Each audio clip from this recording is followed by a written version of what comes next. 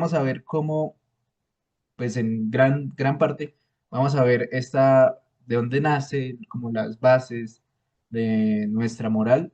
Vamos a estar utilizando un dominico, Servais Pincers, me disculparán la pronunciación, un fraile dominico que nos trae a colación un texto de San Agustín que precisamente va a comentar las bienaventuranzas. Le estoy dando una introducción general de lo que estamos viendo. También vamos a ver mm,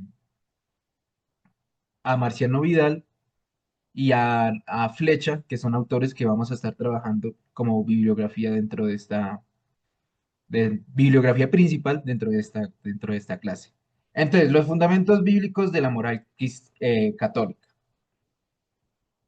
Tenemos que, contrario a la visión moderna que ya habíamos visto, ¿cierto? Que reduce la moral a un conjunto como de prohibiciones o de deberes legales, que era lo que estábamos viendo con Riquet, que justamente señalaba esto. Vamos a ver que el punto de partida de esta moral, de esta nueva moral, pues la decimos nueva dentro del contexto judío, es que el punto de partida es el anhelo de plenitud o el apetito de felicidad, como lo colocó ahí arriba, a la izquierda. ¿Por qué? Porque la moral no debe ser algo aburrido ni triste, ¿sí? Que se base únicamente en en la obligación. Era lo que veíamos hace 8 días, una moral triste. Sino que esta moral debe dar una respuesta como tal a la pregunta de cómo vivir para ser feliz. Esa es la pregunta. ¿Cómo vivir para ser feliz? Se busca, pues con la moral, ahora se va a buscar una ética que esté inspirada por el atractivo de la verdad. ¿Y quién es la verdad? Pues Jesús. Entonces, podemos cambiar la palabra. Buscamos una ética que esté inspirada por el atractivo de Jesús.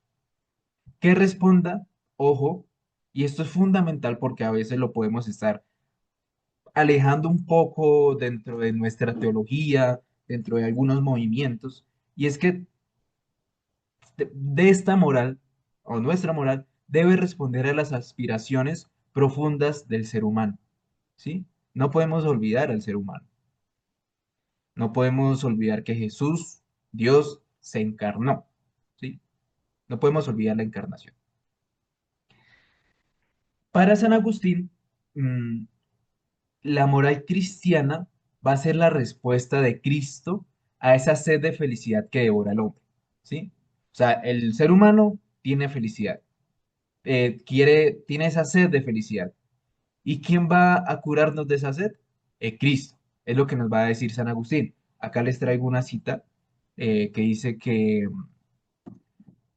San Agustín quiere hablar a los fieles de Hipona de la manera que más les interesa, ¿no? Estamos como en el contexto de San Agustín.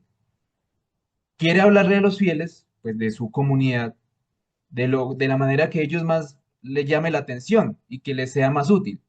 Y esto es sobre la enseñanza evangélica de las costumbres que constituyen a esa respuesta de Cristo, a las grandes cuestiones que todos se preguntan, la de la felicidad, la de las reglas de vida, la de las virtudes, de preceptos, de todos los caminos que conducen a Dios y permiten resolver los problemas cotidianos de nuestra acción cotidiana.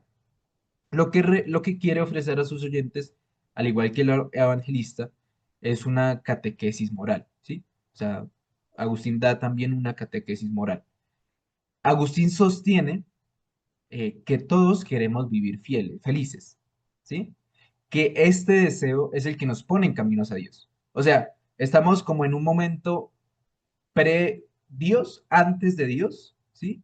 Que nos dice que antes de tener a Dios, el hombre, el ser humano, quiere ser feliz, ¿sí? Eso por natura del hombre, él quiere ser feliz. Y es Dios Es ese deseo de felicidad el que nos ayuda a ponernos en camino hacia Dios. San Agustín, y me adelanto un poquito, considera el sermón de la montaña no como una ley externa, sino como ese modelo perfecto que va a apaciguar esa sed de plenitud en el encuentro con Dios. Aquí traigo a Marciano Vidal, que analiza esa configuración de identidad y la ética cristiana durante los primeros siglos, pues, del cristianismo. Marciano Vidal va a destacar cómo el movimiento pasó de ser como una secta, ¿sí? Dentro del judaísmo, ya para tal vez los que conozcan un poco de historia de la iglesia, se vio como un movimiento más dentro del judaísmo, el cristianismo, pero pasó justamente de ser algo pequeño, de ser una secta, a una religión independiente y universal. Nos va a decir Marciano que el cristianismo no entró por la puerta religiosa del sacrificio, más bien proclamó el final de los sacrificios, ¿sí? Recuerden esos momentos en que eh, todos esos sacrificios del judaísmo en algún momento llegaron a ser pura exterioridad, que ya no decían nada. Pues justamente con Jesús, que ya se cumple el sacrificio, ya no tenemos que hacer más sacrificios, sino que el único sacrificio que nosotros hacemos es el de Jesús en la cruz, ¿sí? Él ya lo hizo y nosotros volvemos a recordarlo en cada Eucaristía. Ya se terminaron todos los sacrificios. Justamente entonces, en los primeros siglos, el cristianismo no se presentó como un sistema de ritos, sino como un mensaje que daba significado a la existencia. También vamos a ver un poco una frase de la carta de Diogneto que nos presenta cómo vivían estos primeros cristianos. Estos primeros cristianos, eh, frente a las religiones de la época, se destacaron como una comunidad de sentido, ¿sí? Esto nos dice también Marciano Vidal, es una comunidad de sentido. ¿Qué pasaba? Ellos transformaban la realidad cotidiana. Vamos también ya más al final, a ver por encima los documentos Gaudium et Spes y el documento de Aparecida, que ellos nos van a mostrar que coinciden en que el ser humano tiene sed de una vida plena, ¿sí? Y que Cristo es quien revela ese sentido de esos últimos anhelos.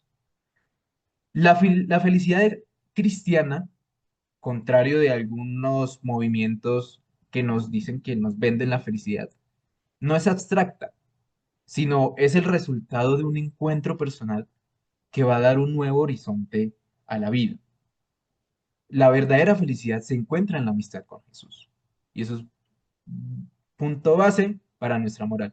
La felicidad se encuentra en la amistad con Jesús, la cual no quita nada de lo que hace la vida bella y grande, sino que la va a potenciar, ¿sí? O sea, no nos vamos a descentrar o alejar del mundo, sino que más bien nos ponemos los pies más firmes en el planeta, en nuestra realidad, pero también con miras a la persona de Jesús. El fin último o el motor de la moral es la esperanza de un destino. ¿Y de qué destino? De un destino de justicia plena y de felicidad que Cristo ha abierto para la humanidad. Aquí les traigo un pequeño video que justamente encontramos con la primera cita importante y es la cita fundamental, Juan 8, 1, 11. Es la cita base para hablar de las fuentes bíblicas de nuestra moral cristiana. El Evangelio de Juan, capítulo 8, versículos del 1 al 11. Lo vamos a ver. ¿Me confirman si no lo escuchan? Oísteis que fue dicho, ojo por ojo y diente por diente. Pero yo os digo, no resistáis al malo. A cualquiera que te golpee en la mejilla derecha,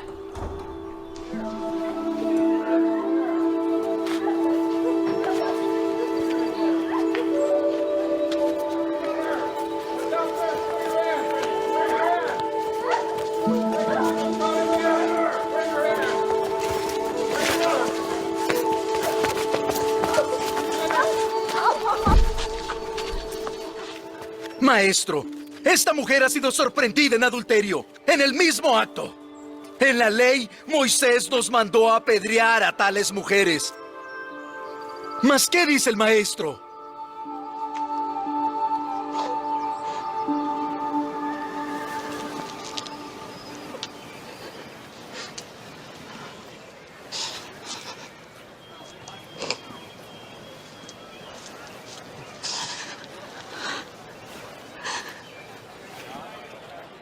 ¿Qué dices tú?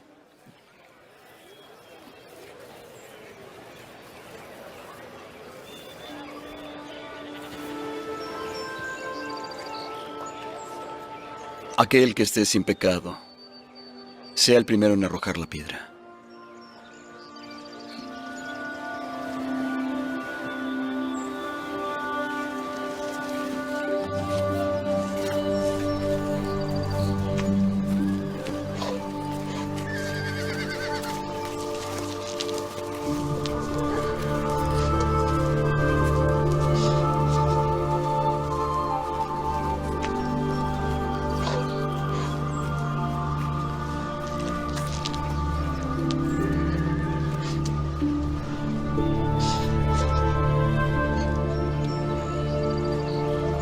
Mujer,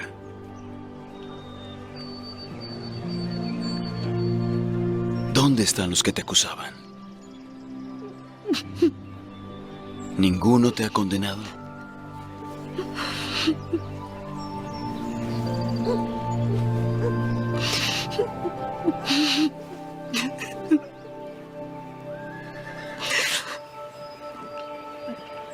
Ninguno, Señor.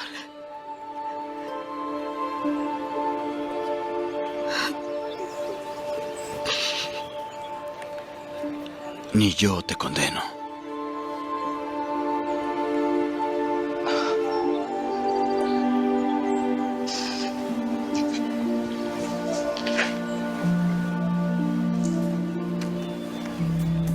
Ve y no peques más.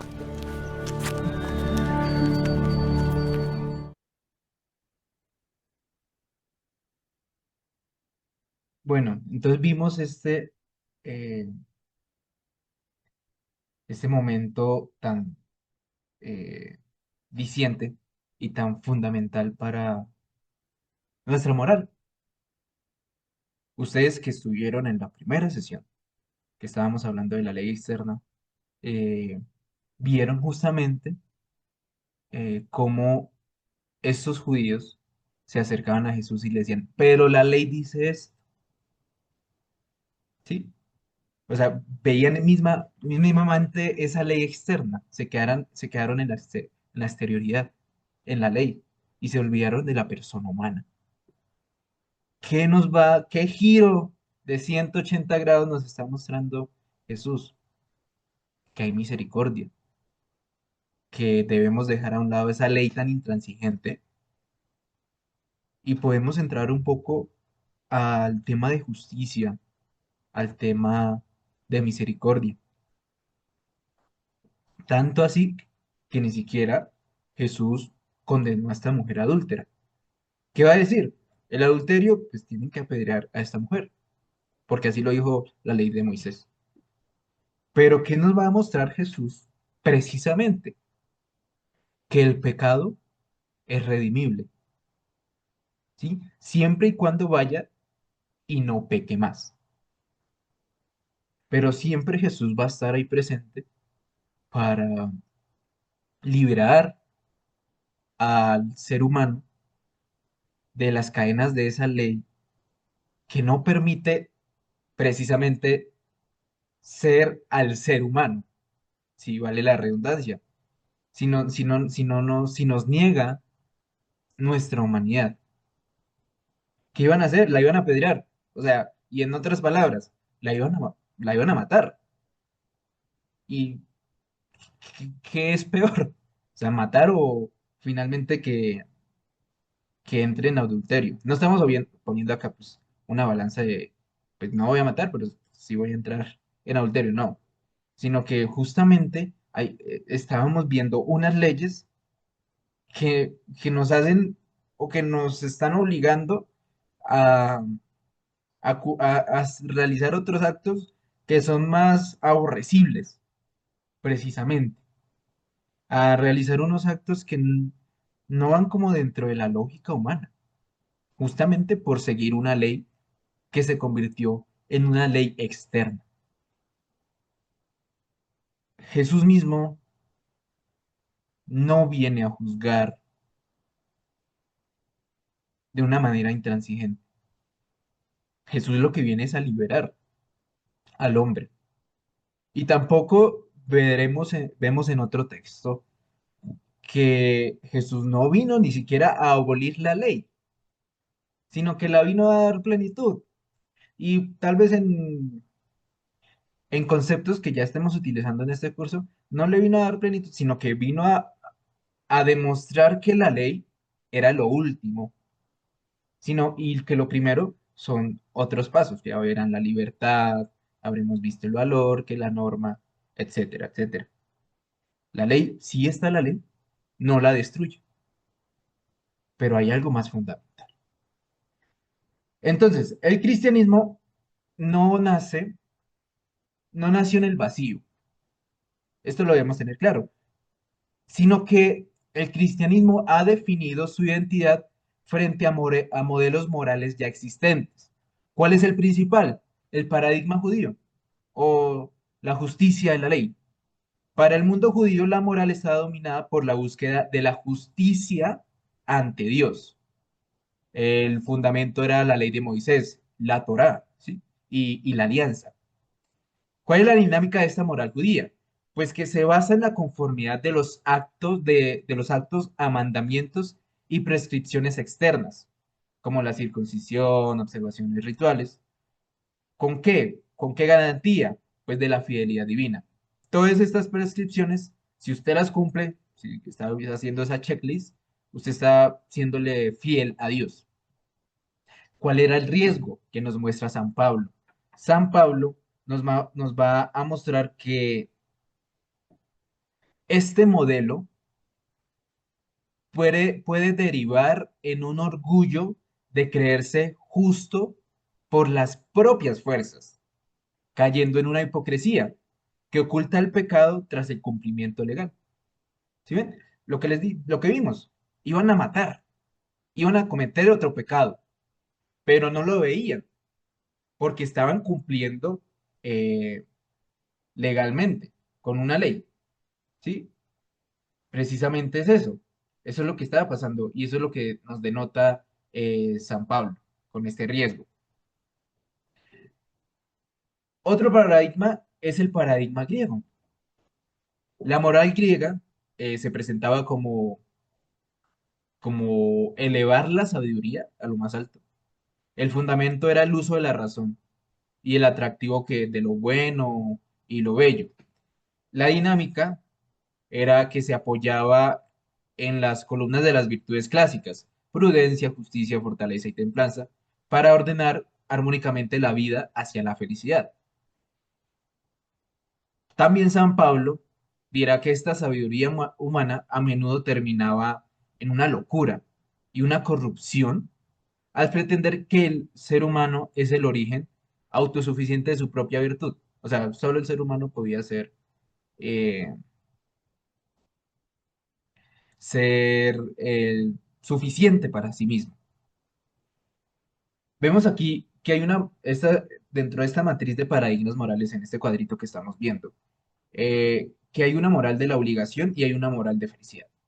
La moral de obligación es que su naturaleza es legalista, que es extrínseca, o sea, que es afuera, concibiendo la moral como un conjunto de prohibiciones, como un conjunto de imperativos impuestos por una voluntad superior. Se basa como en el binomio de ley y libertad, donde la ley limita la libertad individual desde fuera. Usted, querido estudiante, querido teólogo, ya puede saber por dónde va este camino de libertad, por dónde va este camino de individualidad, este camino de libertad. Ya lo vimos hace una semana. Por otro lado, la moral de la felicidad es que su naturaleza es más teológica y una naturaleza como de atracción, ¿sí? Algo más interior. entendiendo la vida moral como una respuesta al anhelo natural de plenitud que Dios ha puesto en el hombre. No es una carga externa, sino es una fuerza de atracción. Ya lo habíamos dicho, una atracción hacia dónde? Hacia la verdad y hacia el bien. El enfoque central. ¿Cuál es el enfoque central? Dentro de la moral de obligación, el centro es la norma y el mandato. ¿Cuál es el mandato judío? El decálogo, los 10 mandamientos. No sé si fue acá que dije que hablé justamente de los mandamientos, que en las catequesis nos estamos centrando, o nos hemos centrado más bien, en enseñar los 10 mandamientos. Y nos hemos olvidado de temas como las bienaventuranzas. Justamente esos son los momentos en los que caemos nuevamente en esa moral de la obligación, ¿sí? Entonces, oiga, señor teólogo, señor catequista, señor laico, señora laica, ustedes ya están viendo, ya tienen una percepción distinta con con las dos clases que hemos visto de cómo estamos enseñando y de qué estamos enseñando y cuáles son los caminos por lo que a los que nos lleva esas enseñanzas. Entonces, el enfoque central, la norma, el mandato, analizando las acciones principalmente desde la perspectiva del pecado o la infracción, ¿sí? El no, no, no, no, no. Esta moral de obligación, ese enfoque central de la moral de obligación, separa drásticamente la moral de la espiritualidad, dejando a esta última, a la espiritualidad, como un adicional, como algo que se le puede agregar. Mientras tanto, con la moral de felicidad, arriba a la derecha, el enfoque central es que el centro son las virtudes y las bienaventuranzas, que se ven como el código fundamental. Una vez yo escuché en una homilía que las bienaventuranzas eran como el manual del cristiano, ¿sí? ¿Qué se busca? Busca la formación del hombre nuevo. Vemos con San Pablo que él introduce este concepto. Y este hombre nuevo que actúa por inclinación interior guiada por el Espíritu Santo. ¿Cuál va a ser la motivación de cada una de estas morales? De la obligación. La motivación es el deber, con un temor a un castigo o la búsqueda de méritos ante una ley. Bajo este esquema, las exigencias del Evangelio se perciben a menudo como algo imposible o tal vez impracticable para el hombre común. En otra perspectiva, en la moral de la felicidad, la motivación es el encuentro personal con Cristo y la sed de una vida plena. Se va a mover por la alegría de ser discípulo, viendo la santidad no como una renuncia a la dicha, sino como su máxima realización. ¿Cuál es el alcance de estas dos morales? Con la moral de la obligación, pues su alcance es a menudo algo categorial, algo minimalista, centrándose en delimitar qué es obligatorio y qué está prohibido en situaciones concretas. Si ustedes van a leer Números, Levítico, Deuteronomio, ustedes van a ver mucha, mucha, mucha, mucha, mucha ley. Es decir, esto sí, o esto, cuando pasa esto, se debe hacer esto. A veces hasta puede ser un enredo. No, esta moral de la obligación eh, tiende a reducir la vida cristiana a la justicia exterior, que justamente nosotros es tal vez lo que nosotros podemos pensar cuando decimos que Dios vino a hacer justicia. ¿Será que estamos pensando esa justicia como algo exterior? Como algo de que si usted se portó mal, tiene que cumplir un castigo. Preguntas que que van surgiendo mientras miramos este tema de la moral, ¿no?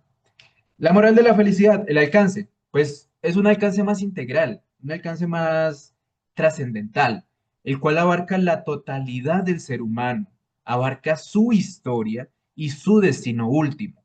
No se queda en el no matar, sino que busca la perfección del amor y la transformación de todas las dimensiones de la existencia humana, la dimensión personal, la dimensión familiar, la dimensión social, la dimensión con la relación con la creación. Entonces, este es el matriz ya de estos paradigmas, ¿sí? Moral de obligación y moral de la felicidad. El sermón de la montaña. Hemos llegado al sermón de la montaña. ¿Dónde encontramos el sermón de la montaña? Lo encontramos en dos momentos o en dos partes. Lo encontramos en el Evangelio de Mateo, pero también lo encontramos en el Evangelio de Lucas. Aquí el comentario que hace San Agustín es frente al Evangelio de Mateo, así que nos vamos a centrar eh, en el Evangelio de Mateo. A Lucas, pues, lo vamos a dejar a un lado, porque vamos a seguir, pues, precisamente a San Agustín. Eh, bueno, citas, ¿cierto? Que estamos en citas bíblicas. Les voy a colocar por acá arriba. Entonces tenemos a Mateo en el capítulo número 5, los versículos 3 al 12, para que usted vaya y luego lo ojee. Y el otro era Lucas, en el capítulo 6, versículos 20 al 26, ¿sí? Estas son nuestras otras citas bíblicas y ya las más centrales. También, porque vemos ese sermón de la montaña. Este sermón de la montaña se presenta no como una ley opcional, sino como un compendio y el modelo perfecto de la moral evangélica. San Agustín va a sostener o nos va a decir que este sermón contiene todos los preceptos necesarios para dirigir e informar la vida del cristiano en su totalidad. Todo, recoge todo. Ahí vemos, si usted quiere vivir como cristiano, siga el sermón de la montaña. ¿Qué pasa aquí? Jesús propone una justicia que supera a la justicia de los escribas y de los fariseos. No se queda en el cumplimiento externo, sino que penetra en la interioridad del corazón. Este sermón de la montaña se va a distinguir de la ley antigua por la autoridad personal de Jesús. ¿Cómo dice? Jesús en algunos, también en otros pasajes dice, está pasando esto, pero yo os digo que, ¿sí? Jesús tiene autoridad.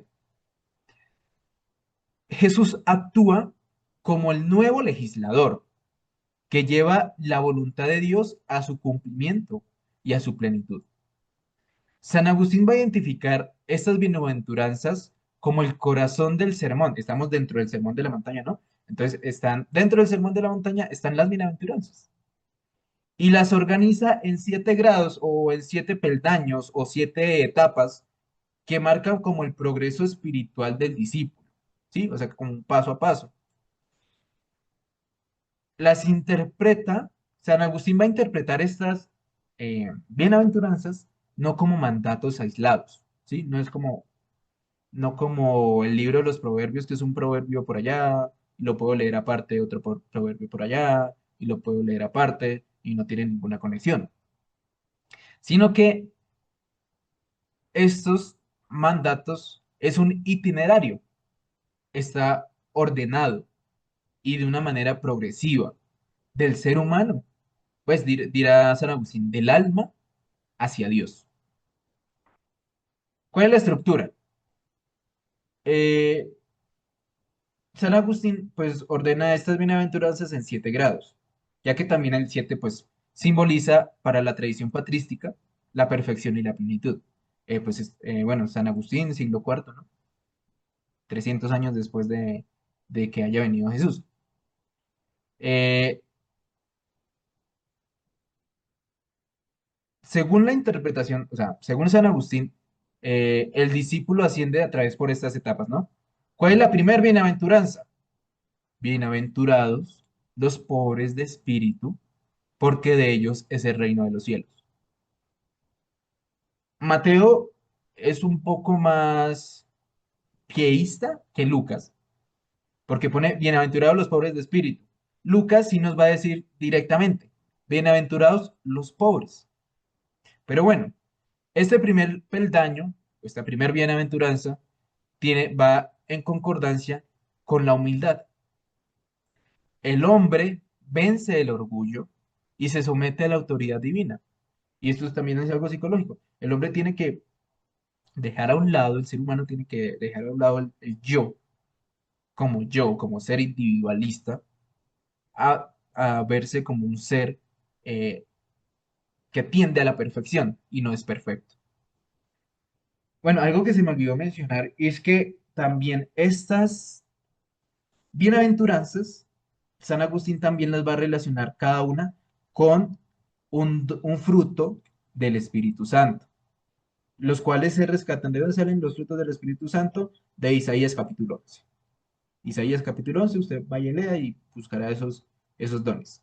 Entonces, esta primera bienaventuranza se va a relacionar con o se apoya también en el don del temor, el cual rompe el corazón en la confesión del pecado. Y al romper el pecado, se abre el corazón a la gracia, ¿sí? A la gracia divina. Primer bienaventuranza. Segunda, bienaventurados los mansos, porque ellos poseerán la tierra. Hablamos de mansedumbre, estamos hablando de docilidad. El discípulo se vuelve dócil ante la palabra de Dios, ¿sí? O sea, ve que hay algo más, ve que está la palabra de Dios. Ya pasamos por la humildad, ahora vamos a ver con la docilidad.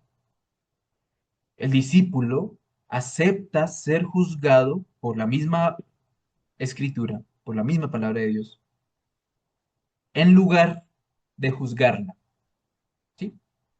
O sea, ya no es la ley me juzga, sino que yo juzgo a la ley.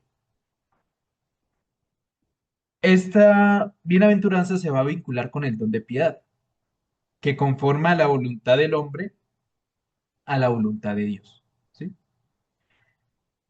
Tercer bienaventuranza.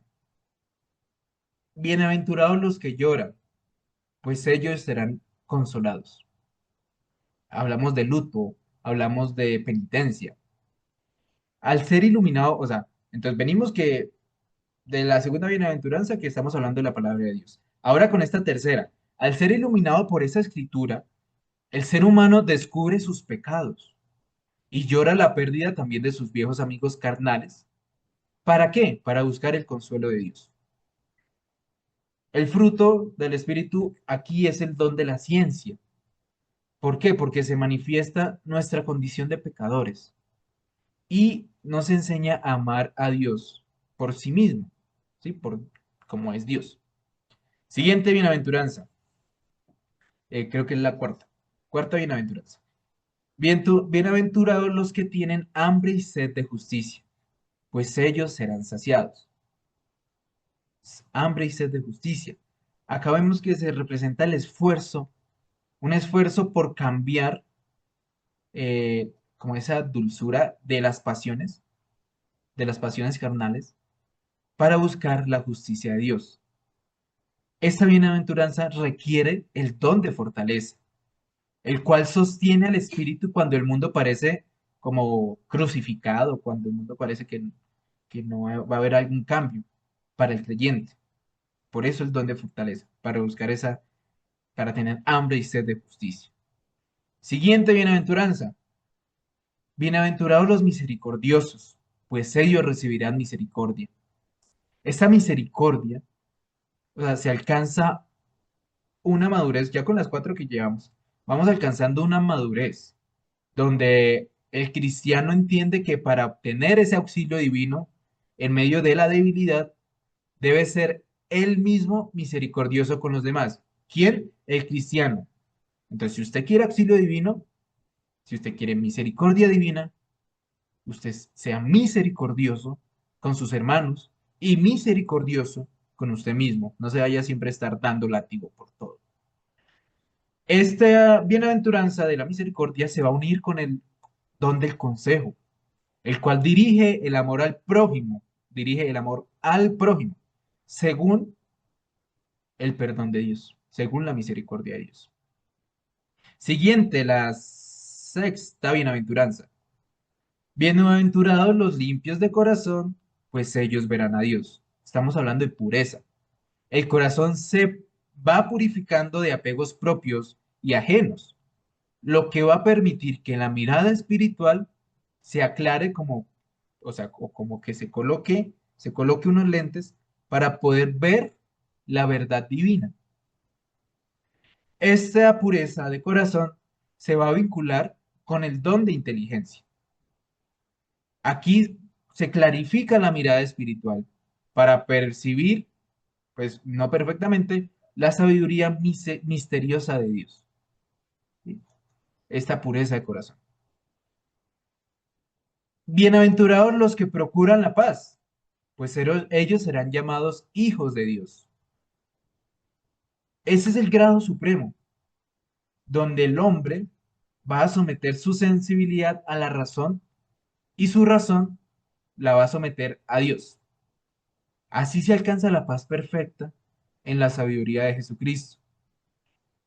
Aquí se va a coronar con el don de la sabiduría, justamente, el cual nos ayuda a identificar el término del camino con la persona de Jesucristo, del cual sale la paz perfecta. Y esta es una novedad, o sea, lo que hemos visto es una novedad de San Agustín, vincular esos peldaños de las bienaventuranzas con los dones del Espíritu Santo. ¿Qué nos enseña esto? O sea, ¿qué nos enseña esta relación que acabamos de hacer?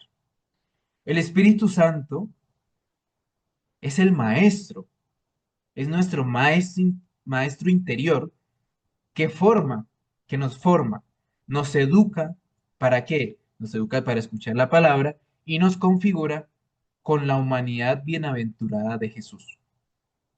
Eh, Tal vez un ejemplo con el temor que sustenta la humildad del primer peldaño, la primer bienaventuranza.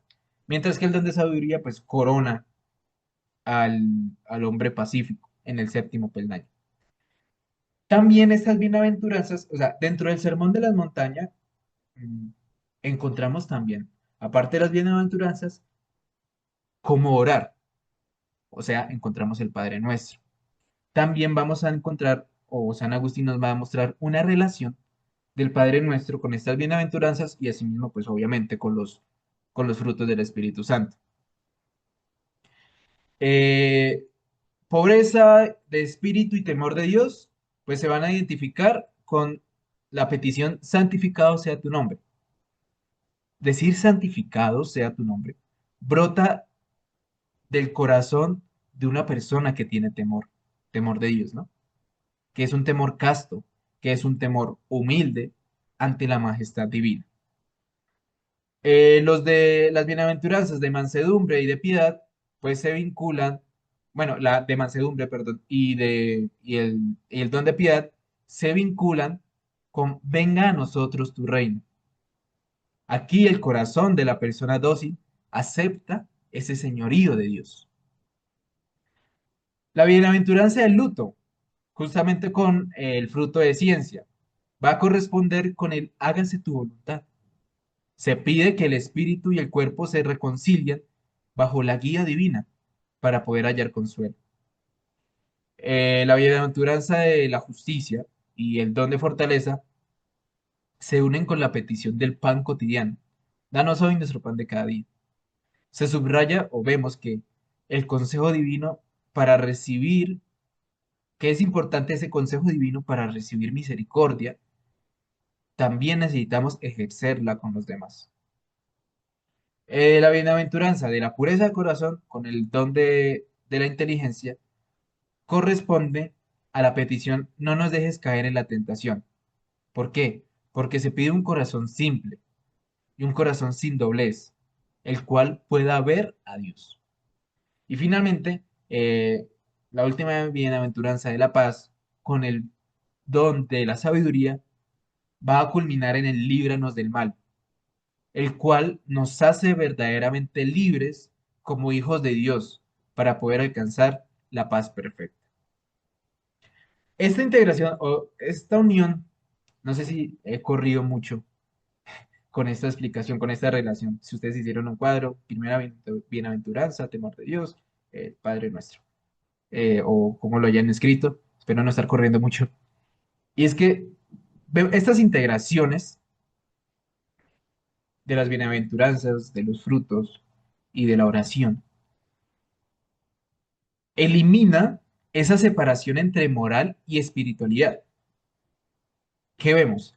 La, la vida moral eh, va a ser entendida como una vida según el Espíritu, donde la oración del Padre Nuestro no es un añadido, sino que es una expresión del deseo que va a empujar al hombre, al ser humano, hacia esa bienaventuranza divina, como el fin último.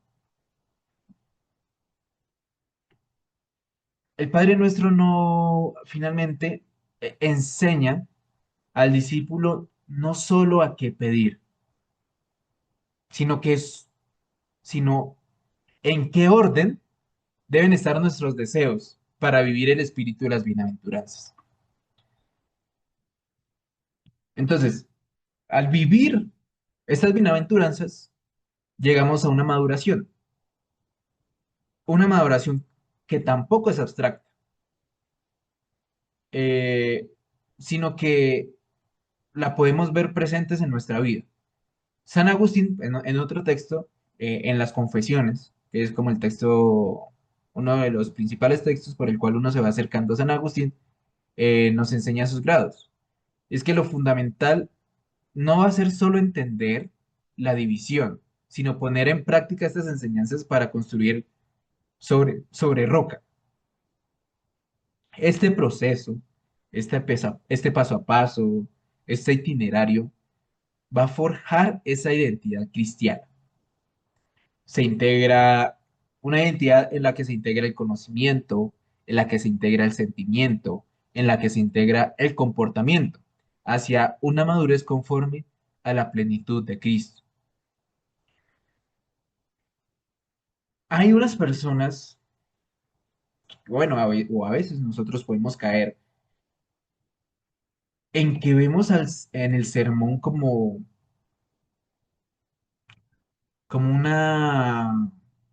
un ideal heroico o una meta inalcanzable. Pero justamente quienes vemos esto o quienes ven esto siguen viendo la ley como una exterioridad. Esta es una nueva ley. Jesús nos ha dado una ley nueva, que no es solo un texto escrito, que no solo está en Mateo 5, 3, 12 o en Lucas 6, 20, 20, 26. No, sino que principalmente es esa gracia del Espíritu Santo, la cual está infundida en el corazón de cada creyente por medio de la fe en Cristo. Mientras la moral de la obligación se ve aplastada por las exigencias de Jesús, la moral de felicidad ve en estas exigencias de Jesús una fuerza de atracción, una fuerza que nos atrae hacia el bien supremo que Dios hace posible en nosotros. San Juan Crisóstomo, también junto con San Agustín, van a subrayar que este sermón no es solo para una élite de sabios, para los apóstoles, para los obispos, sino que Jesús lo dirige a toda la muchedumbre, como la regla de vida para todo bautizado.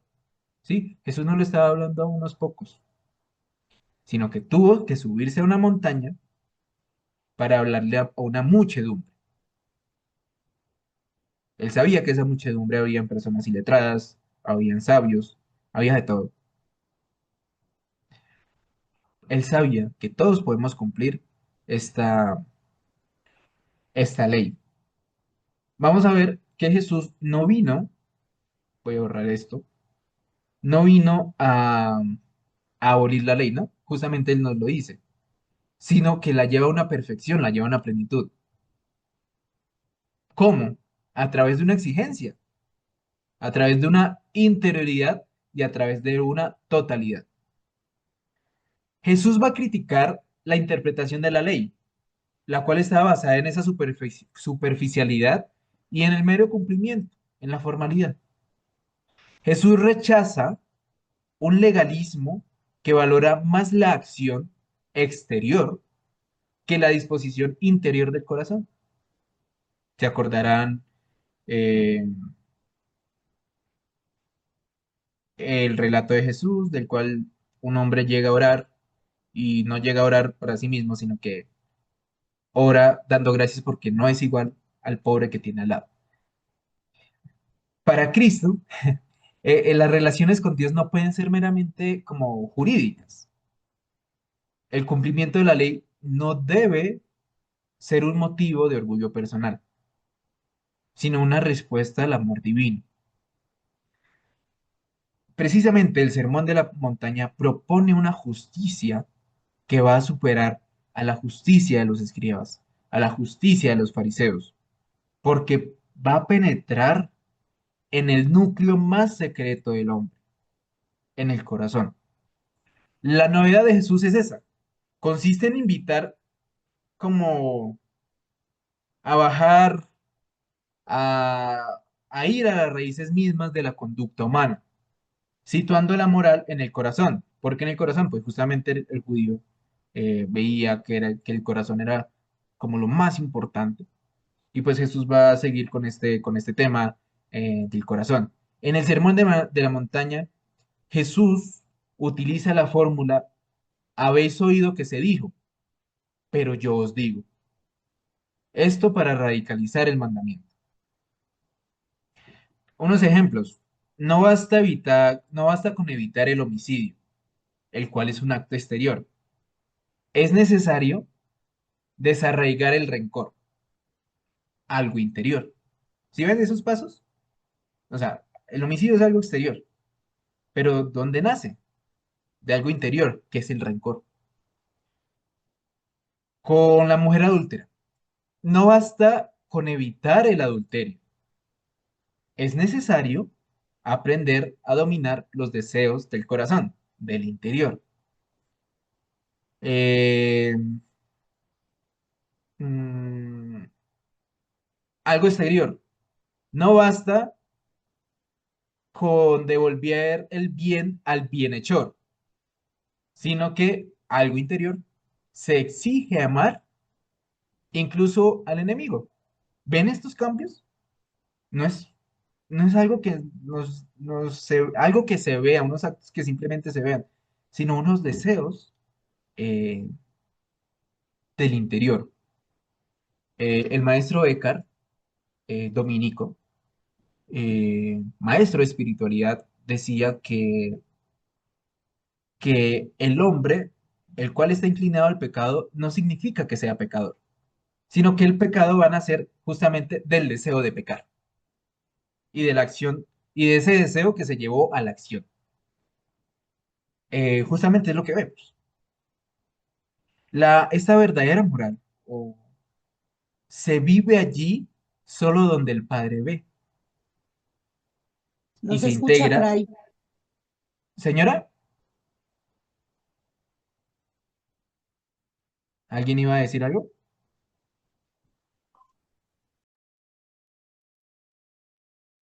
Hola, ¿me escuchan? Creo que se me Sí, cayó Fray, como el ahora Sí, sí, internet. ahí no te lo estamos Sí, escuchamos. ya. escuchando, Sí, sí. Fray, ya se le Es escucha. Se que cortó. sí, se cayó Sí. como el internet, está lloviznando, entonces al parecer fue por eso. Perdón. Eh, ¿Dónde quedamos? ¿Hasta dónde me alcanzaron a escuchar?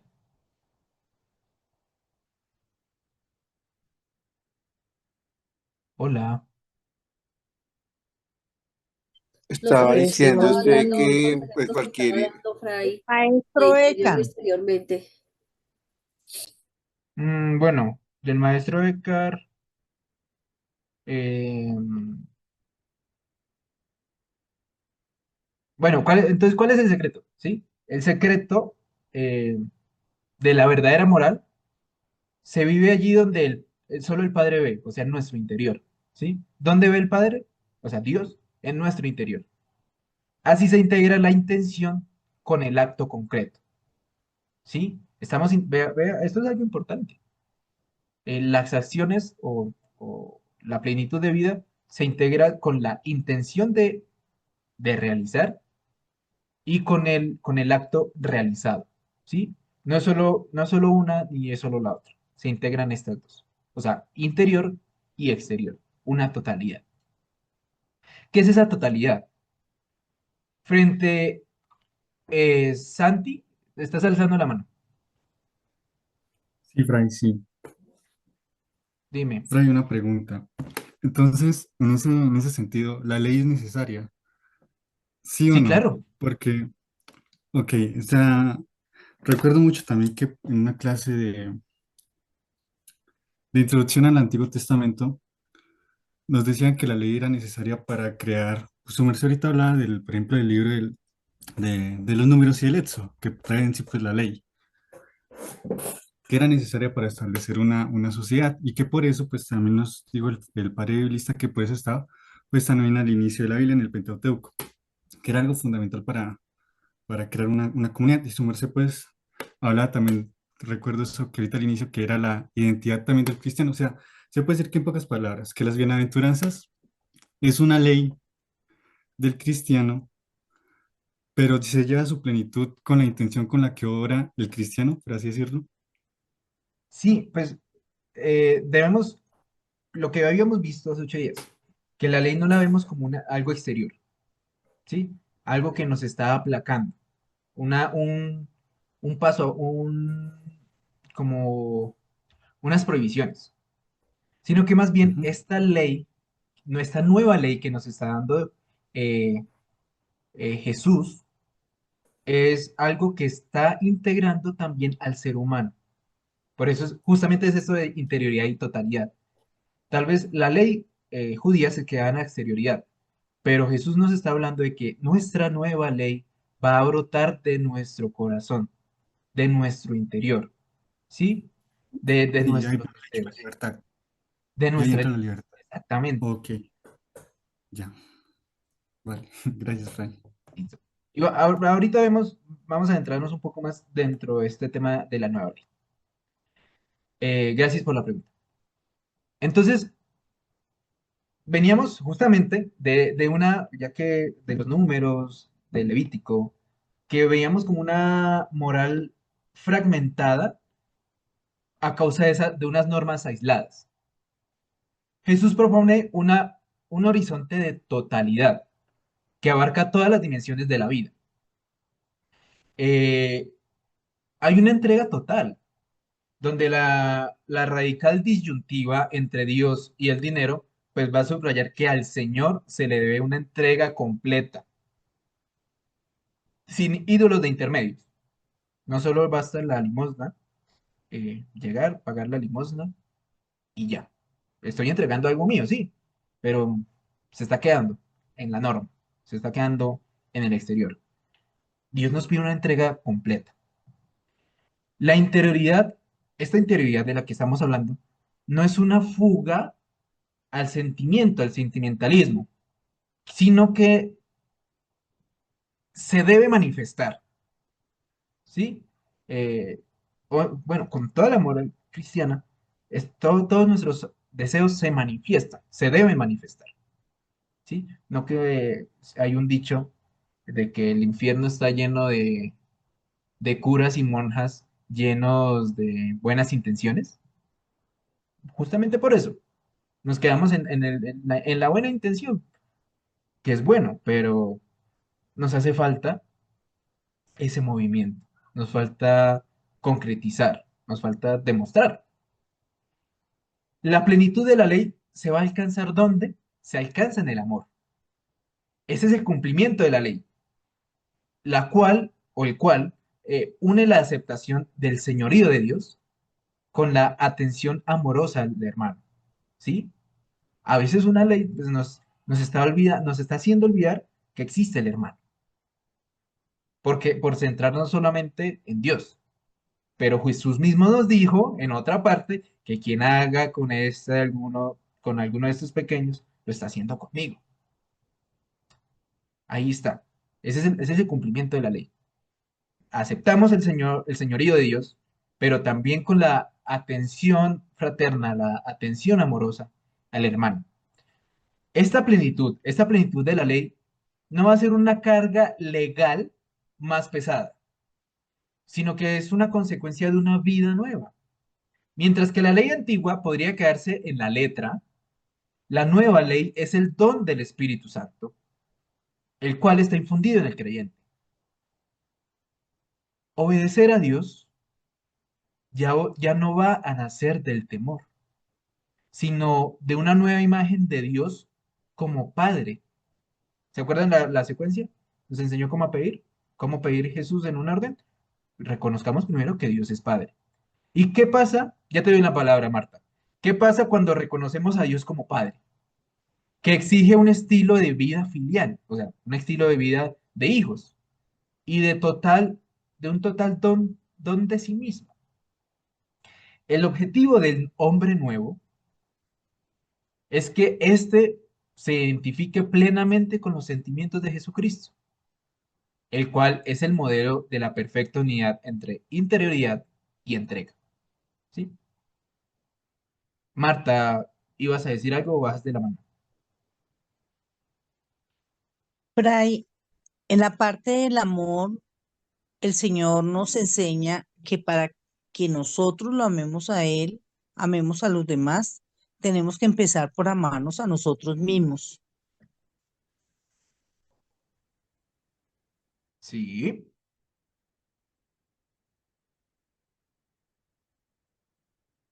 Bueno, era una apreciación, ¿sí? Sí, señor, Ah, una apreciación ahí. y pues tal vez podemos ver esto justamente con temas de psicología moderna, de que uno cómo puede entrar, pongamos el ejemplo de una relación de noviazgo, uno cómo puede entrar a amar a alguien más, a pensar en un futuro, en el futuro de alguien más.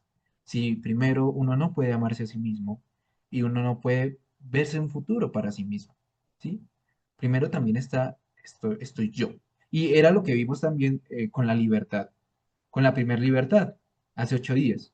Primero está mi libertad. Y va a aparecer la moral cuando vea que el otro tiene una libertad distinta a la mía.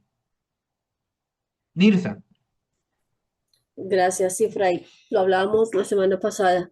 Mi libertad iba hasta el inicio de la libertad del otro. Yo me amo a mí mismo, me reconozco a mí mismo, me acepto a mí mismo sin llegar a caer en un yoísmo y sin llegar a estar sobre ese otro, porque pues somos una comunidad y nos desarrollamos en una comunidad para poder crecer personal, espiritualmente, etcétera, etcétera. Entonces la pregunta mía es, ese amarme a mí mismo, ¿cuál sería el tope? ¿Cuál sería el techo de ese amarme a mí mismo? Porque yo conozco muchas personas que andan con algunos ideales bien particulares en donde podemos traerlo de las herejías y todas esas cosas en donde yo por mí mismo salgo porque yo soy yo y yo no necesito de un Dios y yo no necesito de nada más porque yo soy yo y sobre todas las cosas. Entonces reitero mi pregunta, ese amarme a mí mismo y lo identifico como el reconocerme y aceptarme con las virtudes, los dones y los retos que Dios me dio. ¿Cuál sería el techo de ese pensamiento? O ese techo iría igual que la libertad hasta que yo no afecte al otro o algo así. Gracias. eh, Mirza, ¿el amor tiene límites? ¿Sí o no? O sea, No, no, no. es que voy a cerrar el micrófono. Eso. No, El amor no tiene límites. Eh, Justamente, como el amor no tiene límites, miremoslo primero con Dios. Era tanto el amor que Dios tenía que nos creó y nos creó con libertad. Entonces, nosotros debemos seguir mismamente ese amor. Pero justamente a lo que vas es que hay personas que se quedan en amarse a sí mismos, ¿sí? Porque se y aman y no se dan al otro, un orgullo, porque se quedan en un orgullo, en una banalidad del ser, a sí en un mismo. ego. Pero Pero eso no obviamente, sería, pero eso sería más ego que amor, porque el amor en Exacto. realidad es, si se purifica, el amor es perfecto, que es el amor de Dios, y Y tiene que como que al darse. manejar toda esta clase de valores que tú dices, la idea es que lleguemos a una perfección en el amor, porque lo otro no es amor, es ego. Narcisismo podría caer en un precisamente, narcisismo, porque soy yo me amo, yo me amo, yo me amo, y ahí no se muestra el amor de Dios, porque el amor de Dios es dar, darnos a otros. precisamente, Si eso, nosotros no ahí está la crecemos, palabra, el ego, ¿sí? O sea, el amor está muy bien, pero si el amor se puede convertir en ego, pues obviamente tenemos que encontrar a tener unos matices necesarios. Amor no está mal, pensar Sí, en pero es nosotros que a mí mismos. siempre me da como que se me abre una puerta a medias. Debo amarme a mí mismo, yo lo especificaba hace un momento, conocerme, aceptarme mis virtudes, los dones y los retos que Dios puso en mi camino para yo procesar y salir adelante, ¿cierto? Pero cuando ese desarrollo, esa parte se vuelve un narcisismo, cuando ahí ya no hay amor de Dios, ahí no están las cosas, porque Jesús vino y habló con el pueblo, Él no se encerró ni nada de esas cosas, ¿sí? Entonces, hay como un roce de ahí. Si tú viniste solamente por ti mismo, tendrías que vivir en una isla, ¿sí? Y pienso que hasta dónde es verdadero amor con uno mismo, cuando yo entonces haría todo para mí, todo para mí, todo para mí. Si sirven unos vasos, yo voy a coger el más grande. Si en la silla me voy y me busco la mejor y el dinero que tengo solo para mí, así vea a un otro que tenga una necesidad, yo no hago nada porque como primero soy yo. Entonces, yo reitero mi Pero yo pregunta, ¿a insisto en dónde que, llegas tú? perdón, pero yo insisto en que eso no es amor, esa es otra clase de sentimiento que puede una persona estar trabajando, pero ese no sería como el amor Claro, si se que es como desarrolla así, lo que yo digo también, no es el el amor que Dios término. vino a mostrarnos, correcto. ¿Ven lo que Gracias. escribí? ¿Ven lo que escribí ahí? Defecto, virtud, exceso. Sí, sí, sí. Justamente, pues bueno, esto, eh, Santo Tomás va a aceptar la filosofía aristotélica y en esta filosofía, pues se nos va a hablar del hombre virtuoso, que el hombre virtuoso puede tener pues algunas características, pero Mm, tenemos algunas, como algunas acciones, ¿sí? Que algunas acciones pueden caer o tanto en el exceso o tanto en el defecto. ¿Qué va a hacer esto? Exceso, pues que desbordamos ya de mucho. Por ejemplo, eh, algo básico. ¿A usted le gusta el helado? Bueno, no, del agua. Con el agua. A usted le gusta el agua y tomar agua está bien. Pero si usted se toma sus 3 litros de agua en menos de media hora, va a pecar por exceso. A pecar porque ya tanta agua que que ciertamente es buena, pero si nos vamos al exceso, pues estamos cayendo, ya no estamos siguiendo la virtud, estamos cayendo, podríamos decirlo en palabras teológicas, aunque no me gusta mucho, estamos cayendo en el pecado. Por otro lado, el defecto, no tomar nada de agua, el cuerpo se va a deshidratar, el cuerpo se deshidrata, entonces estamos cayendo en otro pecado, en el pecado del defecto. Lo que debe buscar el hombre virtuoso es el punto medio, nos dirá Aristóteles. El punto medio entre no excedernos, pero tampoco eh, en que no exista nada. Entonces, justamente aquí, pues, la virtud es un amor. Perdón, el amor es una virtud. Así que no podemos tanto irnos al exceso como irnos al defecto. Sí, estoy yo tengo algunos límites, me amo a mí mismo, pero pues no puedo caer en el exceso de llegar al ego, de llegar al narcisismo, pues términos que ustedes utilizaron, y de centrarme solo en yo, porque sí, solo en mi persona, perdón, porque ahí estoy alejándome de la virtud, pero tampoco puedo irme al defecto. Bueno, no me voy a amar nada a mí mismo, sino que voy a entregar el amor que debería ir a mí hacia otras personas, pero estoy pecando también por defecto. Estoy cayendo en no ser un hombre virtuoso en cuanto al amor porque no estoy amándome a mí mismo. Marta, Gracias, Fray. Pienso que el amarse a sí mismo debe partir del conocimiento de sí mismo, reconociéndose como criatura de Dios, creada desde el amor hacia nosotros.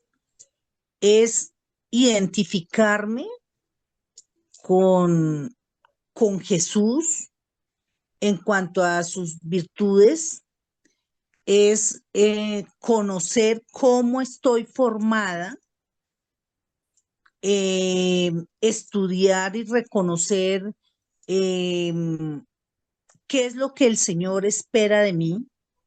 Y ese amarme a sí mismo tiene que ir ligado con todos los ejemplos que Jesús dio en su vida pública, en cuanto a la ayuda a los demás, en cuanto a cómo ver a los demás sin prejuicios personales, morales, sociales, es el desarrollar en mí la capacidad de poder llegar a amar al otro como Dios a mí me ama, pero es ese reconocerme a mí mismo, es ese valorarme a mí mismo desde el amor de Dios.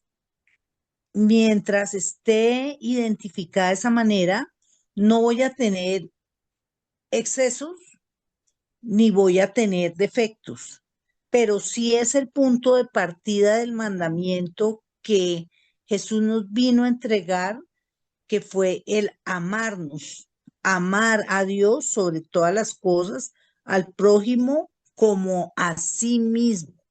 Entonces, es esa parte que decía Juan en una parte, decía que si yo no soy capaz de amar a mi prójimo, a quien veo, ¿cómo le voy a decir a Dios que yo lo amo si no lo veo?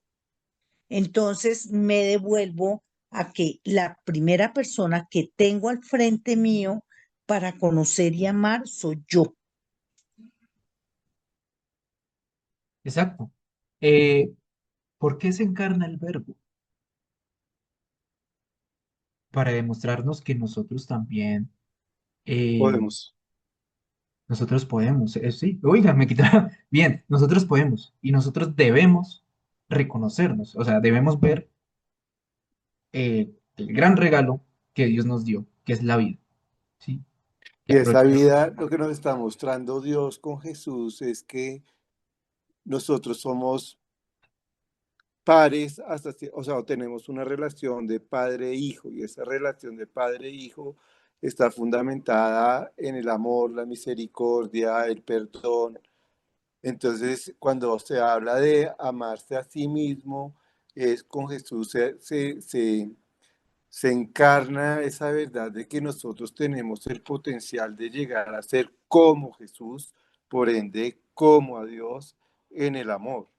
En términos de, y por eso es que Jesús es como ese modelo de amor que hace visible el plan de salvación que tiene Dios para nosotros, en el cual estos dones del Espíritu Santo que hablábamos y esta escalera que veíamos es el camino hacia esa plenitud, creo yo. Entonces el amor a sí mismo no es una cuestión de vanidad o de un problema moral, sino es como más, lo veo yo, como un asunto de interiorizar a Dios o reconocer que Dios está entre nosotros y dentro de nosotros y cómo actuaría Dios en esa medida, que Dios es amor. No sé. Exacto. Eh, Cuando ustedes vayan a ver, cuando hablemos siempre de virtudes, debemos ver ese modelito. Virtud está en el centro, que no debemos siempre caer o en el exceso o en el defecto. Ahí aparecen los vicios. Para seguir con el tema, mm, bueno, había hablado un poco de la justicia judía, de la sabiduría griega. Hay un texto, otro texto, que es el texto, bueno, a ver dónde lo coloco. Eh, Gálatas, ahí no se ve. Gálatas 5, 22, 25. Eh,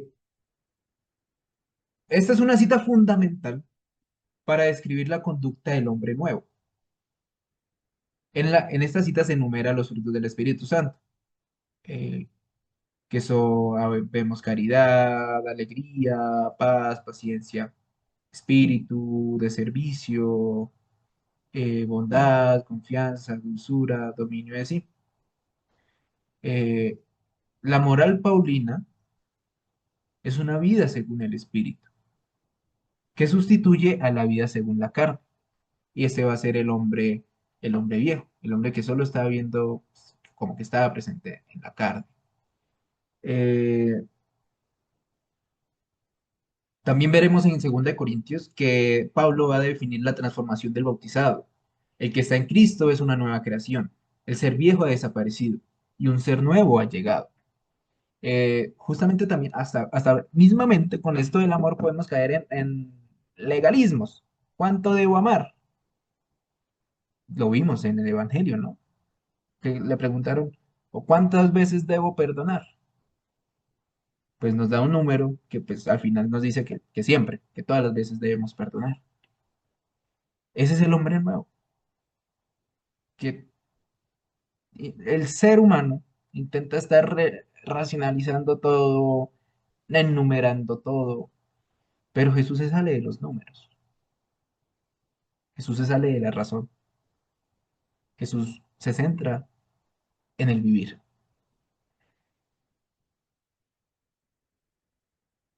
Mm,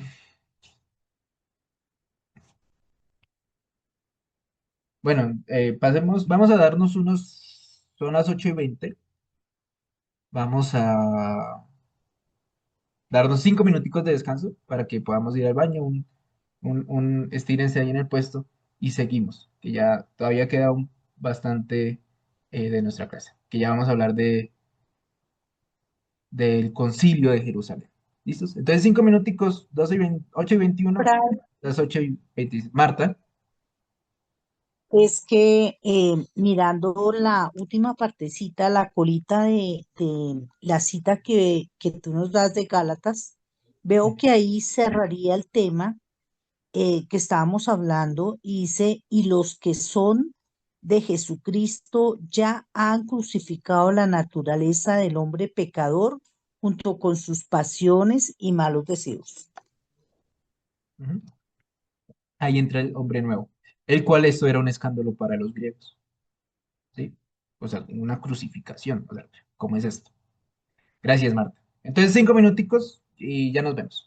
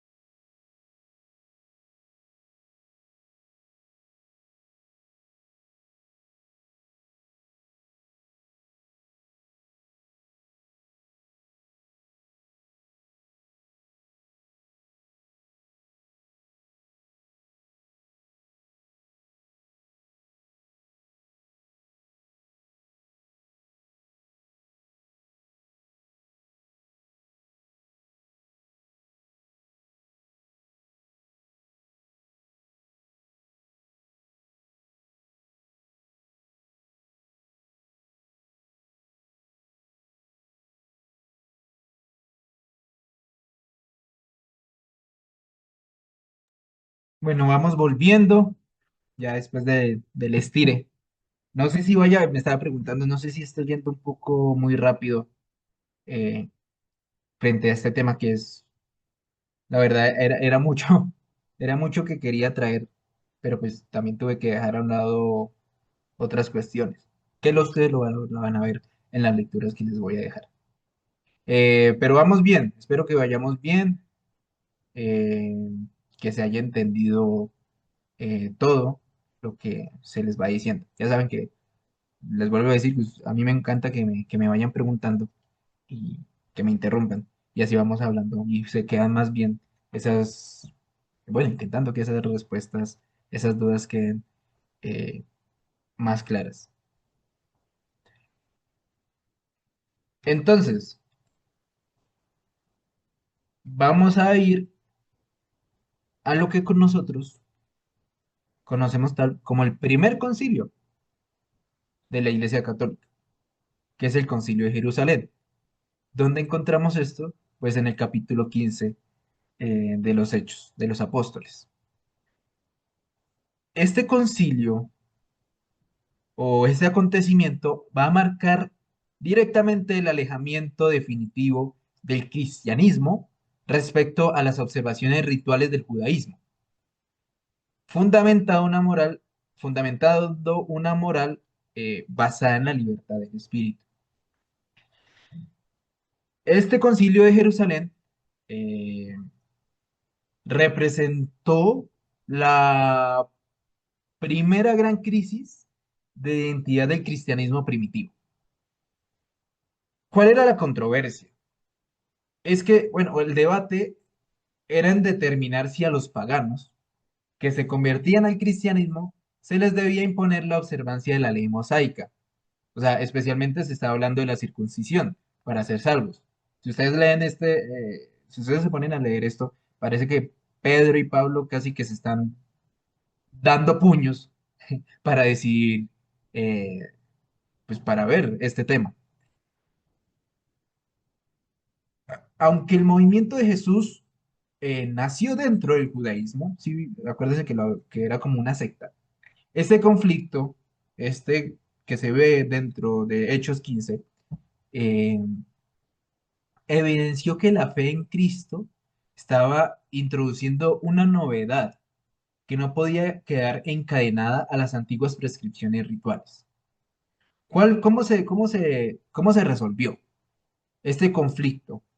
O bueno, más bien, el modo en que se resolvió este conflicto es un ejemplo o es un modelo para la iglesia, porque se basa en la escucha y en la autoridad del Espíritu Santo.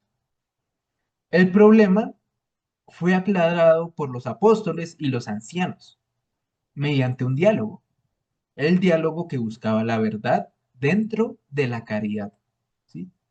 La conclusión no fue una simple votación humana, sino un acto de escucha religiosa. De ahí la fórmula definitiva que encontraremos en el versículo 28 y que decía, pareció bien al Espíritu Santo y a nosotros. ¿Sí? El Espíritu Santo estaba ahí. La decisión, esta decisión se puso por escrito en una carta entregada a la comunidad de Antioquía, perdón, confirmando que no se impondrían más cargas de las indispensables. ¿Qué pasa con este acontecimiento?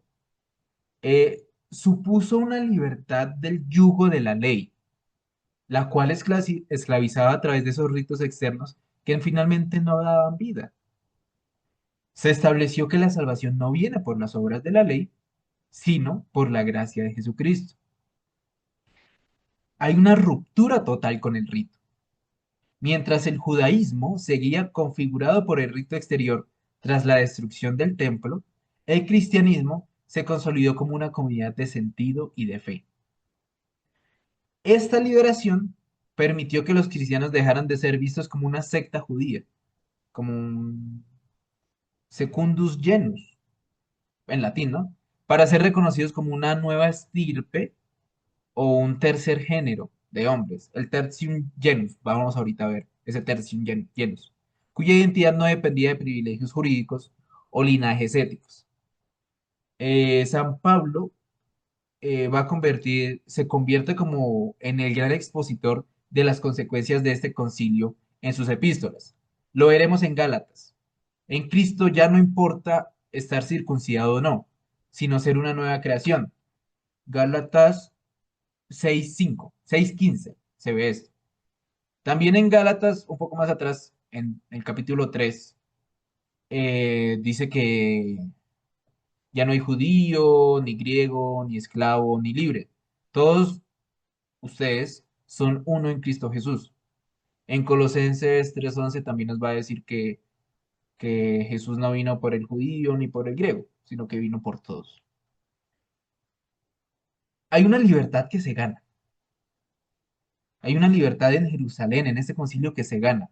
Pero no es una libertad para libertinaje, ya que estamos hablando del exceso. No, no es una libertad para el libertinaje, sino para hacerse esclavos unos de otros por amor, cumpliendo así la ley de Cristo. Santiago, tenemos una nueva ley, seguimos con la ley, pero es la ley de Cristo. Este concilio, ya te doy la palabra novia, este concilio fue el momento en el que el cristianismo eligió la universalidad, se desliga de esas fronteras étnicas, se desliga del nacionalismo religioso, permitiendo que el Evangelio se encarnara en todas las culturas sin necesidad de que éstas se hicieran primero judías. Era rarísimo que primero tuvieran que hacer la circuncisión judía para convertirse al cristianismo. Nubia, Buenas noches, Fray. Pues yo tengo una situación que me parece particular porque hay una chica que era protestante y hace poco me dijo, no, ya yo sentí el llamado de querer bautizarme ya, una catecúmena, y también hacer la primera comunión. Pero entonces, cuando se habla de gentil y se habla realmente viéndolo desde el punto de vista que se circula eh, eh, para poder seguir, digamos, la sacramentalidad que tenemos dentro de la iglesia, como ese punto de vista para no convertirse, digamos, como en, no sé cómo llamarlo, como en una ley que realmente también se tiene que enseñar bajo el sacramento. No sé si me entienda en ese sí. punto. Pues bueno, esto es tema de sacramentología, ¿no? De como unos pasos de la iniciación cristiana, la teología del sacramento, ¿no? Sí. Que precisamente esto se une con lo que les había comentado de que estamos enseñando eh, los 10 mandamientos, porque nos estamos quedando justamente en tener que hacer esos ritos para iniciarlos, vemos como una norma, o sea, una norma muerta, y no como una norma vida de una integración a una comunidad. O sea, el neocatecúmeno, o bueno, el que está en proceso del catecumenado, debe tener claro que está integrándose a una comunidad. ¿Y cómo lo demuestra? O sea, la intención, el deseo de estar dentro de esa comunidad, lo demuestra por medio de unos ritos. Unos ritos que me dicen, oiga, sí, que la comunidad ve, esta persona realmente está integrándose a nosotros. Y yo como catecúmeno me quiero integrar a ustedes. Usted, bueno, tal vez en algunos momentos, cuando, no sé, un novio, una novia, ¿usted cómo demostraba el amor? Que un chocolatico, que una cartica, que unas flores. Y nosotros tenemos, pues en nuestra concepción, que eso es amor, eso es el amor de noviazgo. Y no lo vemos como un rito, como una norma muerta, sino como una expresión de. Entonces, justamente estos sacramentos de iniciación, este proceso del neocatecumenado, se ve como una expresión del deseo de la persona por integrarse a la comunidad cristiana y no como justamente un paso a paso obligado, un paso a paso legalista para poder integrarse a la comunidad. No sé si te respondí muy bien. Sí, perfecto, ya lo entiendo, ya Exacto. entiendo. Gracias. Es ese deseo interior. Acuérdese, interior, exterior, pero que hay una totalidad, ¿sí? Es un deseo Sí, interior, ¿sí? No es algo gracias, exterior. Juan. Listo. Gracias. Entonces, visto el concilio, vemos la anatomía de la conversión paulina, el hombre viejo y el hombre nuevo, ¿sí? La conversión de Pablo no nace de una reflexión teórica, sino de un encuentro con un acontecimiento y con una persona. Mm, El domingo que pasamos, pues escuchamos el Evangelio de Lázaro, que Dios le dio vida, pero hay una cosa, Dios lo levantó, pero ¿qué pasaba con Lázaro?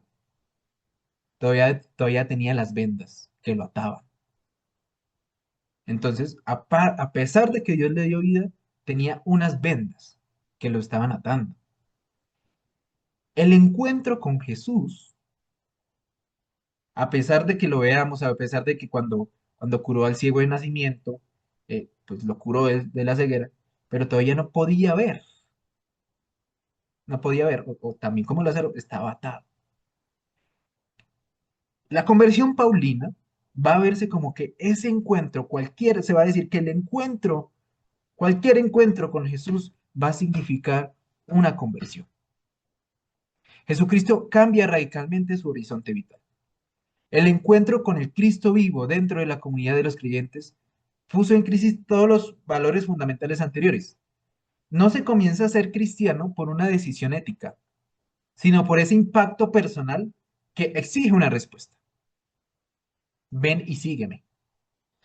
Pablo descubre por experiencia que el fallo secreto de la justicia anterior y del sistema griego, del sistema judío, era el orgullo del hombre, que confía en sus propios méritos y en sus propias virtudes. Mirza, la conversión implica que el hombre viejo es crucificado. Lo vimos en Gálatas que también nos lo rescató Marta. El hombre viejo es crucificado con Cristo para que cese la esclavitud del pecado y de la autosuficiencia. El corazón se rompe en la confesión. ¿Para qué? Para abrirse humildemente al poder del Espíritu Santo. Uno de los puntos más claros dentro del cristiano es el cambio de valoración de su propia historia. Pablo va a describir que lo que antes era para él ganancia, su cumplimiento intachable de la ley, tras su conversión lo juzga como pérdida o como basura para ganar a Cristo. La moral ya no se apoya en una justicia propia, derivada de la ley, ¿sí? O sea, primero la ley y de allá van a hacer la justicia, sino en la justicia que viene de Dios y que se basa únicamente en la fe de Jesucristo. Aquí, la conversión produce un cambio de personalidad tan profundo que Pablo va a llegar a afirmar en Gálatas 2:20, casi todo es como Gálatas, Gálatas 2:20, ya no vivo yo, sino que es Cristo quien vive en mí. El bautizado es una nueva creación, donde el ser viejo desaparece para dar paso a un modo nuevo de vivir la existencia. Este hombre nuevo deja de estar guiado por la carne. ¿Y qué vemos aquí como la carne? O sea, no la corporidad, ¿no? Es distinta la carne a la corporidad. Eh, la carne en el judaísmo, el término es, en hebreo es basar, que lo traducen como en inglés como en flesh. Nosotros lo vemos todo como carne, pero hay diferencia, carne y corporalidad. Entonces, el hombre nuevo debe estar guiado por la carne, que es el orgullo, el egoísmo, para actuar bajo el impulso y el atractivo del Espíritu Santo, que produce frutos de caridad, paz y alegría. Fundamental, otra cosa, fundamental para la moral, es que el hombre es imago Dei, o sea, imagen de Dios. Y al ser imagen de Dios, el hombre es bueno por naturaleza. Eso es lo que creemos. Otra cosa es que podamos estar eh, tentados al pecado. Pero nuevamente con Eckhart, la tentación no va a ser el pecado como tal. Nosotros somos buenos, nuestra corporalidad es buena. Dios nos ha dado un regalo que es la vida. Eh, lo habíamos visto, si no estoy mal, en Cristología, en un momento, que debemos aprovechar porque somos seres buenos, somos seres nacidos porque Dios nos creó y Dios creó todo bien, todo bueno. A nosotros también nos creó buenos.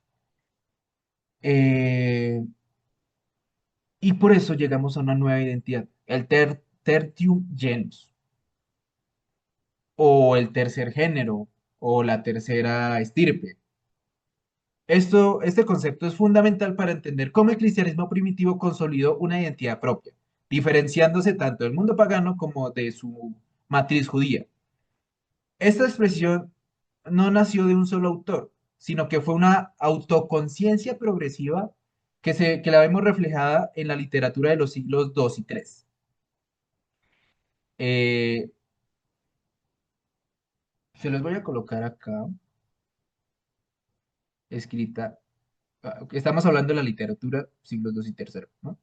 Hay uno que se llama el Kerygma Petri. Esto es latín, ¿no? Es uno de los testimonios más antiguos, el cual afirma que los cristianos veneran a Dios de una forma nueva y constituyen un tercer género de humanos, distinto a griegos y a judíos. Hay otra carta que yo la veo como una de las más importantes, eh, que es la carta a Diogneto. Aunque no usa el término exacto de tertium genus, presenta a los cristianos como una nueva estirpe y una forma de vida inédita. Y esto es importantísimo para leer a los primeros cristianos. Acá dice, los cristianos no se distinguen de los demás hombres ni por su tierra, ni por su habla, ni por sus costumbres, etcétera, pero exhiben el maravilloso y sorprendente tenor de su vida. Los primeros cristianos, obviamente también porque eran perseguidos, no iban saliendo a las calles a gritar, yo soy cristiano, yo soy cristiano, yo soy cristiano, sino cómo se identificaba, y también lo vemos en el Nuevo Testamento, se identificaban por su forma de vida. No tenían ropas especiales, no tenían las grandes iglesias, no, ellos vivían, ¿sí? Vivían según esa nueva ley de Cristo. Hay otro texto, si ustedes pueden leerse esta carta de Ogneto, maravilloso. Hay otro texto que se llama la Apología de Arístides. Mm, En esta se va a dividir explícitamente a la humanidad en tres, en paganos, en judíos y en cristianos, ¿sí? Ya se ve una identidad cristiana. Hay otro texto, que esto ya es más actual, pues actual, dentro de los primeros siglos, en el siglo IV, que es el Ambrosiaster. Este texto, o sea, si ustedes pueden en algún momento leerse un poquito de estos textos, aprenderemos un poco de historia antigua. Esto es literatura cristiana antigua. Estos textos dan un giro teológico al término, afirmando que el cristianismo no es una tercera opción, sino como la estirpe originaria, en latín será ab initio genus et Christianorum. Eh, Esta estirpe de la cual las otras son desviaciones, ¿sí? O sea, como que vio la perfección dentro del cristianismo. Esta identidad, este tertium genus, esta nueva estirpe, no se basaba en rasgos externos, sino que se ve dentro de la existencia. Lo vimos ahora con la carta de Diogneto. eh, vean cómo pasó acá. eh, que los cristianos no se diferencian por los demás, por el vestido, por el alimento, por el lenguaje. Siguen las costumbres locales de su país. Su distinción residía en el comportamiento. Mientras vivían en la ciudad como ciudadanos, su ciudadanía real estaba en el cielo. Vemos las dos tierras de San Agustín, el cielo nuevo, la ciudad celeste y la ciudad terrestre. Frente a otras religiones basadas en ritos de sacrificio, el cristianismo se definió como una oferta de sentido y un compromiso ético de transformación de la realidad. Uno de los puntos más novedosos es ver cómo esa identidad marcó un alejamiento del modelo judío. A diferencia del judaísmo, creo que esto está en la anterior diapositiva, a diferencia del judaísmo, que buscaba un estatus jurídico, el cristianismo aceptó regirse por el derecho romano común. O sea, el judaísmo quería tener sus leyes, pero el cristianismo pues aceptó vivir bajo el derecho romano. No reclamaba, el cristianismo no reclamaba una ley religiosa con validez civil. Y al no reclamarla propia para la vida pública, el cristianismo como que secularizó su presencia social, normalizándose dentro del mundo sociocultural y político. ¿Sí? No tenemos una ley aparte, como ley civil, sino que nos integramos a la ley civil. Un ejemplo de los que sí siguen la ley, basándose en el libro o una ley religiosa, son los musulmanes. ¿Sí? Ellos siguen su ley, pues, por esa ley religiosa que ellos tienen. La identidad social del cristianismo se definió por un respeto crítico al orden establecido, basado no en leyes grupales, sino en la dignidad de la persona. Y esto nos lo va a tener muy claro Gaudio et Spes y el Concilio Vaticano II. Ya lo vamos a ver un poquito por encima ahora. ¿Qué tengo acá? ¿Qué pasó acá? Mm, Ay, ¿qué pasó acá? Ah, bueno, tengo un video para presentar justamente hoy 24 de marzo, y ya que estamos hablando de esta moral, que es un cambio. El 24 de marzo, como tal, celebra la iglesia a San Oscar Romero, un obispo mártir, ¿sí? Que asesinaron justamente el 24 de marzo. Y el 23 de marzo pues presenta su última homilía. Así que vamos a ver 2 minuticos, dura 3 minuticos, un pedazo de esto. No sé si se escucha, creo que no. A los hombres del ejército. Y en concreto, Creo que ya. Yo quisiera hacer un llamamiento de manera especial a los hombres del ejército y en concreto a las bases de la Guardia Nacional, de la policía, de los cuarteles. Hermanos, son de nuestro mismo pueblo, matan a sus mismos hermanos campesinos.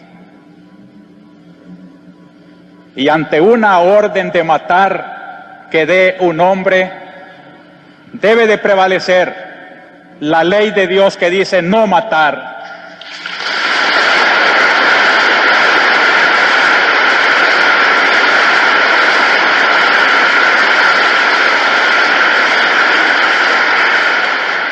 Ningún soldado está obligado a obedecer una orden contra la ley de Dios.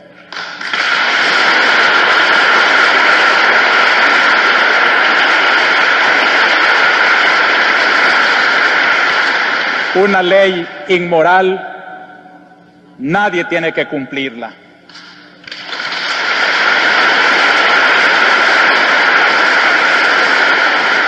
Ya es tiempo de que recuperen su conciencia y que obedezcan antes a su conciencia que a la orden del pecado.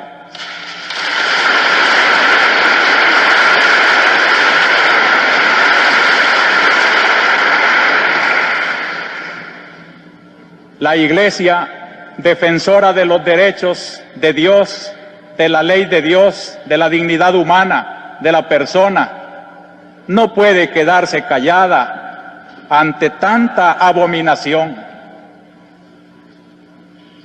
Queremos que el gobierno tome en serio que de nada sirven las reformas si van teñidas con tanta sangre.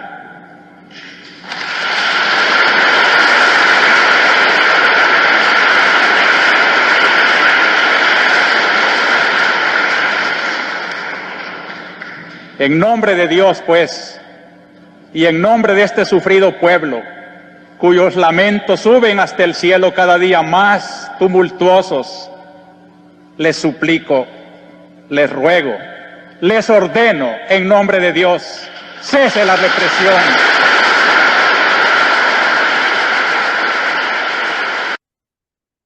Bueno, justamente, pues, y aquí vamos a hablar de este tema de la nueva ley.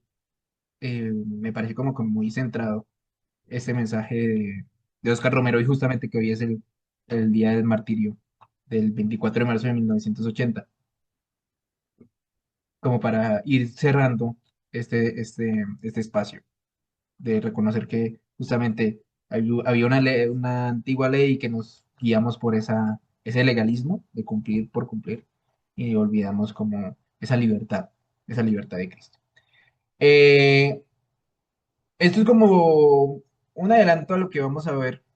Van a ver, creo, después de Semana Santa, eh, que la centralidad es Cristo. Y lo hemos visto, ¿sí?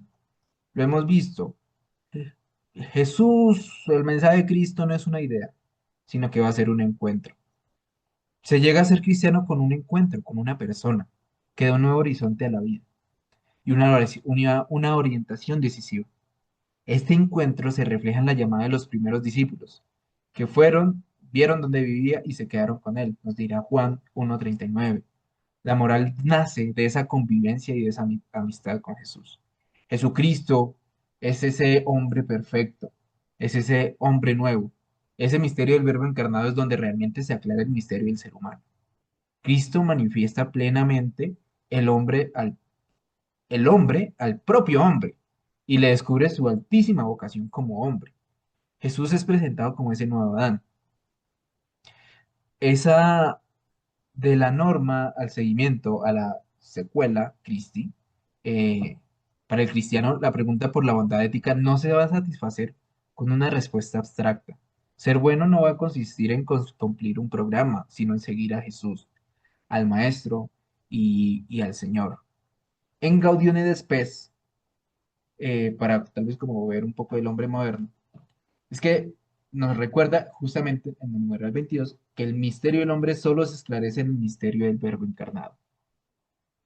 La Iglesia se presenta en íntima solidaridad con la familia humana. Se comparte sus gozos, esperanzas, tristezas, angustias, especialmente para los más pobres. El hombre moderno, pues está viviendo en una época marcada por cambios profundos y acelerados, también provocados por su propia inteligencia.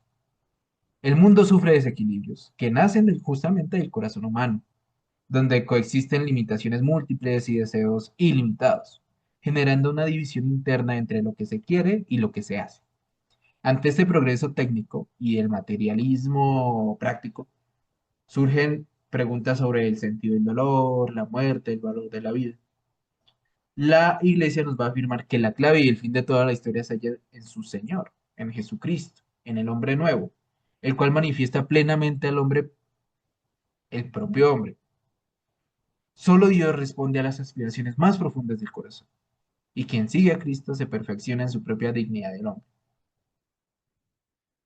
El documento de Aparecido, pues nos da como la síntesis de la moral cristiana hoy, que se expresa en el llamado a ser discípulos misioneros, entendiendo que no se comienza a ser cristiano por una decisión ética, ya lo había dicho, sino por el encuentro con una persona, con Jesucristo.